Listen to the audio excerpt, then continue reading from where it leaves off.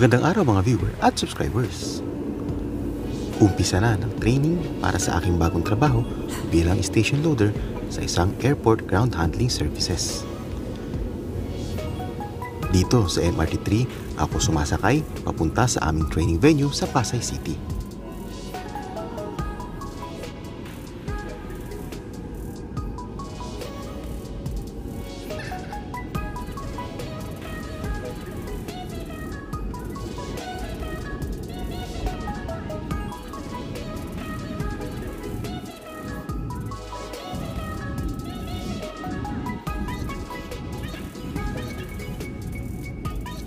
Gagawin po sa isang kalaloto, parang tindahan po nagbubukas.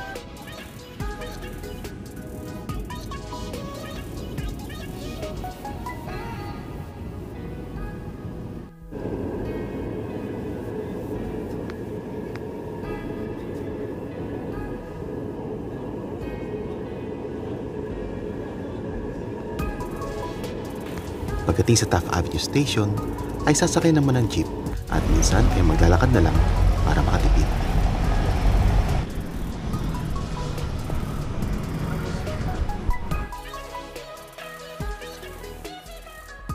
Iba-iba ang venue ng aming training, pero within Pasay at Parañaque area lamang. Pangunahing paksa sa mga training ang safety ng mga pasahero, mga manggagawa at ng aircraft.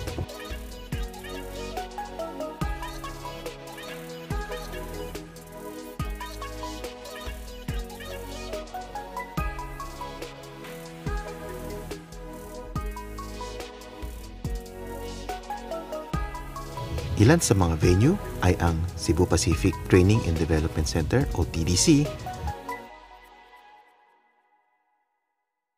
ang Cebu Pacific Airlines Operations Center o AOC,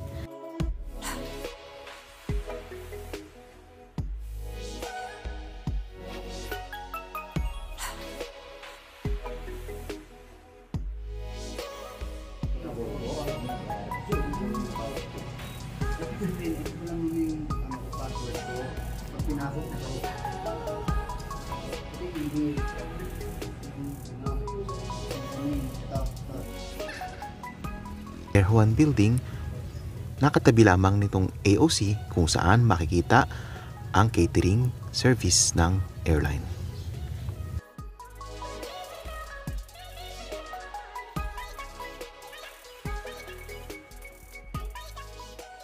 At sa Miascor Complex sa Parañaque malapit sa NAIA Terminal 1. Dito sa may Miascor Complex ay mayroong lumang warehouse na bakante. At mayroon din ditong maliit na bintana kung saan natatanaw namin ang mga eroplanong nag-take off at naglalanding sa runway 06.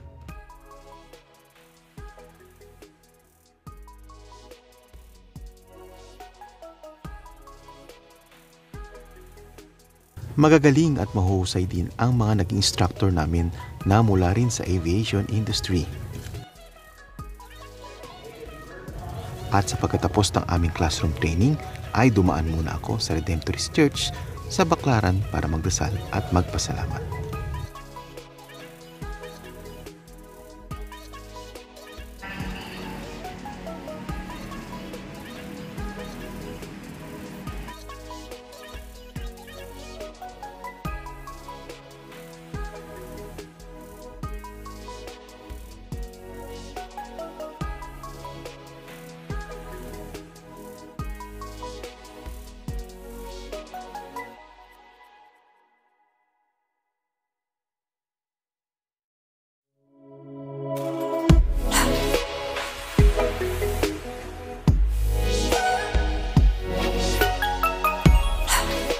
Kinabukasan ay deployment na namin sa loob ng NAIA 3. Nakakamangha dahil makakapasok na kami sa loob ng airport at makikita ng malapitan ang mga eroplano.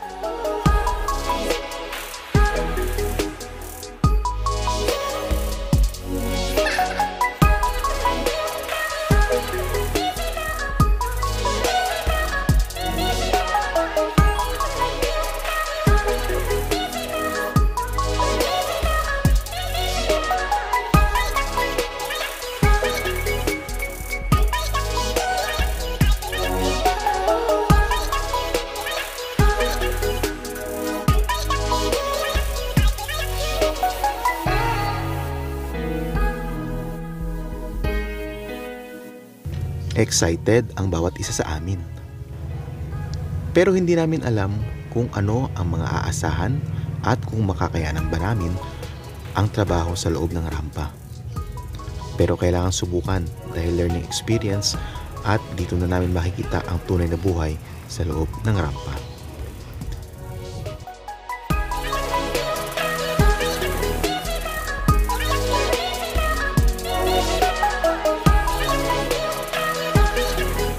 Mabuti na lamang at meron akong video ng rampa noong kami ay sumakay ng eroplano noong nakaraang taon pauwi ng Surigao.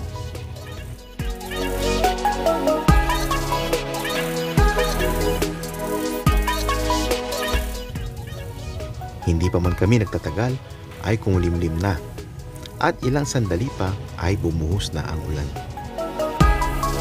Sa kanang bahagi ng eroplano nagaganap ang servicing ng aircraft tulad ng pagkakarga ng mga bagahe,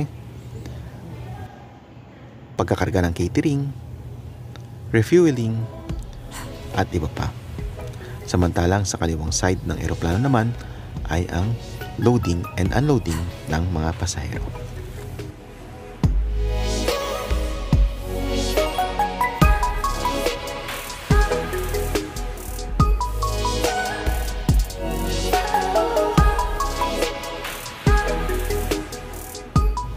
Tuloy ang trabaho sa airport kapag umulan. Maliban lang kung magkakaroon ng red lightning alert, kung saan titigil ang lahat ng gawain sa ground operations para maiwasang tamaan ng kidlat kaming mga manggagawa sa paliparan. Kailangan din matibay ang resistensya naming mga loader dahil umaraw, umulan ay tuloy ang aming trabaho.